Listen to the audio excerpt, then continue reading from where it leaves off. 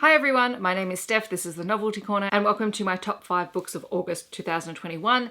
If you've been following along with the series, you know that I'm recapping my top 5 books from every month of the year, mostly because I read so much and I couldn't just narrow it down to like 10 for the year, so you're getting this many. I have a playlist for these as well as a playlist for my December daily videos, so I'm going to jump straight into my August stats and the top 5 books for the month. So in August I read a total of 36 books, and that equated to 9,585 pages in total. So in no particular order, my top 5 books for the month included Then There Was You by Mona Shroff. Now this was a book that was recommended to me by Shae from Shae Geeks Out. It was part of the Booktubers Choose My TBR series that I was doing, and it is a very hard-hitting contemporary romance story.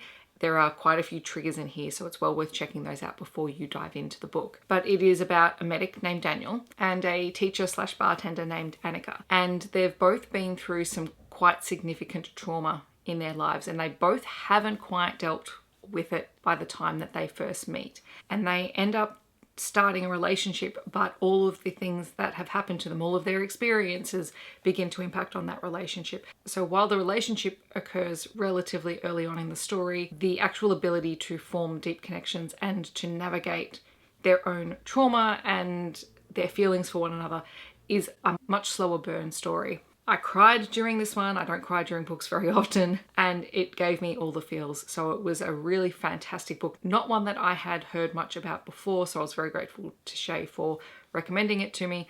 But do check out the information around the book before you dive into it, is just what I would recommend. I also really liked A Psalm for the Wild Built. Now this is a sci-fi novella. It is set in the future, and in this world, humans had gotten to a point where they had created robots who were basically running most things in the world, but then the robots became sentient and they wandered off. And so now we are post that event, and humans have gone back to a much more simpler way of life. Our main character is a tea monk who travels around to various communities and brews tea that is exactly what people need. And they decide to go off-road and explore an area, and they come across a robot. And this robot wants to know the answer to one question: what do humans want? And that's where the story goes. Now, it is only a novella, so we only get the start of this story, but it is so beautifully written in Becky Chambers' usual style. It is absolutely gorgeous, and I'm hanging out for the next book next year. I also really liked Twisted Games by Anna Huang. This is another contemporary romance story. This one is a princess/bodyguard romance, and I picked it up because I enjoyed Twisted Love, which was the first book in the series, and the first part of this book runs concurrent with a couple of events that take place in that book, but you don't have to have read that to understand this story. It does stand on its own, so you don't have to worry about that. It is about Princess Bridget, who is from a small country, and she's the spare. She was never intending to inherit the throne, but when her brother abdicates, she has to return home and learn her role and what her future role is going to be. And Reese was her bodyguard when she was living in the US. The two of them have always had this, I'm not going to say antagonistic because that sounds too harsh. Bridget liked to push Reese's buttons. And it is about their relationship and the fact that their relationship is not considered appropriate for someone of her station, and how they navigate that. So it was a really engrossing read. I couldn't put it down once I started reading it. There's also Run, Posey, Run by Kate C. Wells, which was my introduction to Kate C. Wells, and I have now since read 3 books, I think, since August by her.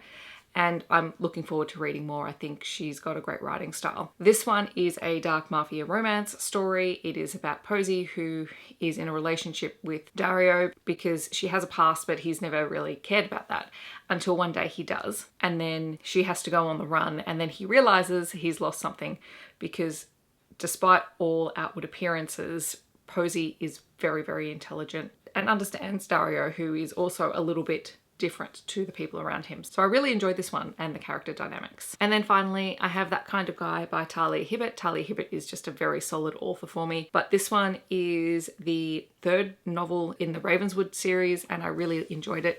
It is an older woman, younger man, fake dating, friends to lovers relationship type book, and the hero is demisexual, which was great to see that represented. So you have Ray, who is in need of a fake relationship for an event that she has to attend. And then you have Zach, who is the former king of hookups, but has realized that that's not fulfilling and in fact is really impacting on his mental health and well-being.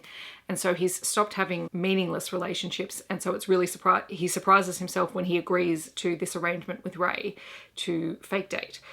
And as it turns out, they have real feelings for each other, and it's just glorious. I really, really enjoyed this one. This month I had 2 rereads. I reread Last Guard. That was for the final Psy Changeling live show. And I also started my reread of Kate Daniels' series by Lone Andrews and read Magic Bites, which was for that read along. And we have a live show where we discuss Magic Bites in great depth. So I'll leave both of those linked up above for you. So those are my top 5 books from August. I would love to know if you have any top favorite books from August 2021. Leave them down below. Otherwise, if you want to let me know that you're here but you don't want to leave a comment, feel free to leave, I think it's the crystal ball emoji, maybe. I think I did a search for magic emojis and this one came up. So feel free to leave that down below to let me know that you're here. Otherwise, I hope that wherever you're in the world, you're staying safe and healthy, and I'll see you in my next video. Thanks so much for watching.